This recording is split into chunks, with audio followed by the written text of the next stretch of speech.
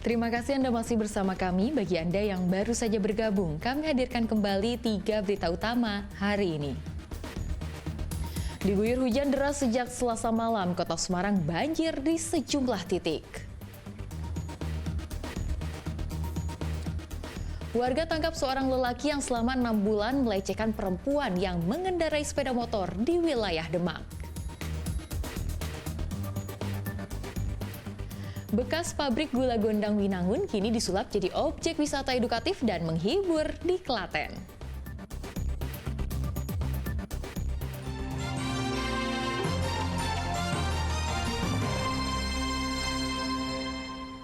Sejumlah surat suara ditemukan rusak dalam proses sortir dan lipat di Kabupaten Semarang dan Karanganyar. Selama proses itu, petugas juga dilarang membawa barang untuk menghindari kecurangan pemilu.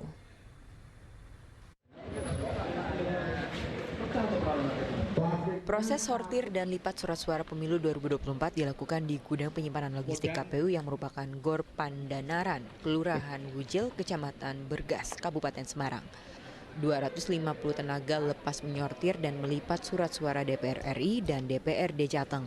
Setiap kelompok terdiri dari 5 orang yang diawasi oleh 15 panitia pemilih kecamatan. Dalam proses, petugas menemukan sejumlah surat suara yang rusak, mulai dari tinta yang tidak merata hingga robekan pada kertas suara. Surat suara yang rusak akan dilaporkan untuk dikirim penggantinya. Tetapi hanya beberapa, tidak terlalu banyak. Dan itu rata-rata memang dari percetakannya atau istilahnya warna tinta ngeblok dan lain sebagainya. Jadi seperti itu.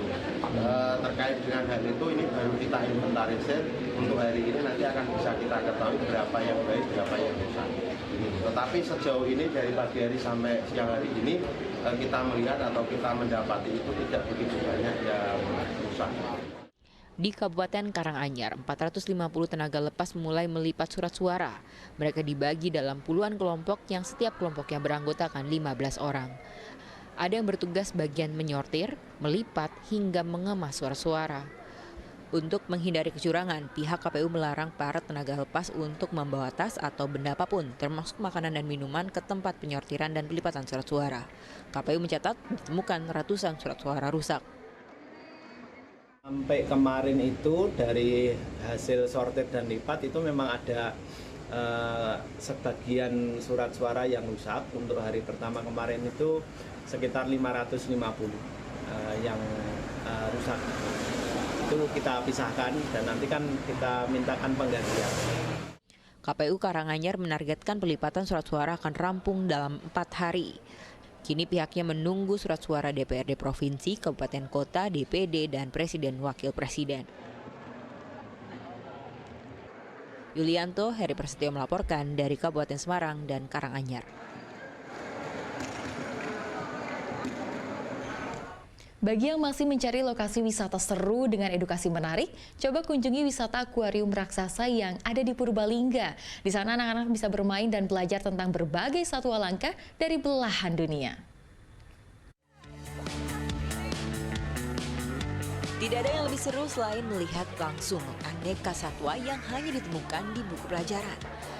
Itulah yang dirasakan anak-anak yang berlibur di wisata akuarium Purbasari Pancuran Mas di Kabupaten Purbalingga. Lihat tuh bagaimana anak-anak dan orang dewasa antusias melihat aneka ikan yang ternyata datang dari berbagai belahan dunia. Mulai dari ikan dari sungai Amazon Afrika hingga Amerika. Tak hanya ikan, pengunjung juga bisa loh berinteraksi dengan berbagai jenis burung, seperti burung kakatua yang jadi rebutan anak-anak. Salah satu pengunjung mengatakan senang bisa menghabiskan waktu liburan sekolah ke tempat wisata edukasi karena anak-anak jadi tahu bentuk dari satwa yang mereka pelajari di sekolah secara langsung, bahkan bisa sampai berinteraksi. Dari awal tadi kami sudah disajikan pemandangan untuk melihat ikan, pertama ikan yang besar itu ada ikan arapaima, lalu melihat satwa banyak sekali, ada burung, ada juga yang terakhir tadi itu ada burung onta yang mungkin kesehariannya anak-anak belum bisa melihat, dan kebetulan di belakang sini juga anak-anak bisa berinteraksi secara langsung dengan burung kakatua.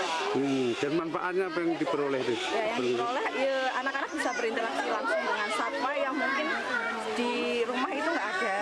Terus secara pembelajaran pembelajaran anak juga bisa melihat secara langsung dari materi yang sudah dijadikan di sekolah, itu bisa belajar secara langsung. Oh, ini satwanya yang mungkin biasanya hanya mereka lihat di dalam buku pelajaran. Aneka jenis ikan dan burung yang ada di tempat ini juga masuk dalam sejumlah kategori, mulai dari yang dilindungi hingga dilarang. Dilarang dalam artian tidak boleh dibudidayakan atau dipelihara. Tak heran keunikan ragam satwa jadi daya tarik untuk tempat wisata ini. Tujuan kita itu untuk edukasi biar anak-anak, khususnya anak didik kita tahu satwa ikan-ikan yang dilarang itu apa aja sih yang nggak boleh dipelihara, nggak boleh dikembangkan, nggak boleh untuk dibudidayakan. Jadi kita banyak pilihan karena ada satwa ikan, ada satwa burung, kemudian ada juga mamalia gitu. Jadi semua itu kita menghadirkan yang untuk arahnya ke edukasi. Nah, untuk tiket masuk cukup bayar Rp25.000, sudah puas mengelilingi seluruh wahana yang ada di tempat ini. Berlibur sambil belajar dunia satwa tentu akan lebih berwarna, bukan? Mardianto melaporkan dari Purbalingga.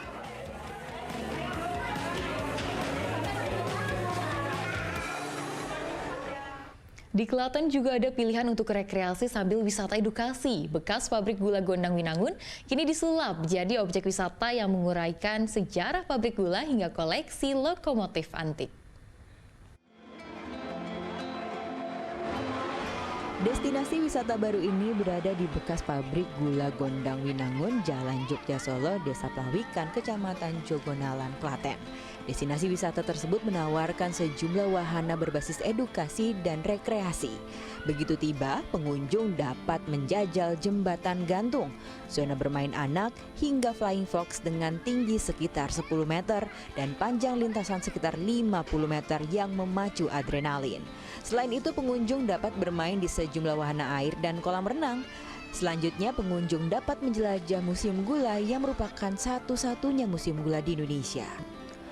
Beragam koleksi ditampilkan dalam museum ini, mulai dari lokomotif tempo dulu, sejarah pabrik gula, hingga mesin antik yang digunakan dalam proses pembuatan gula.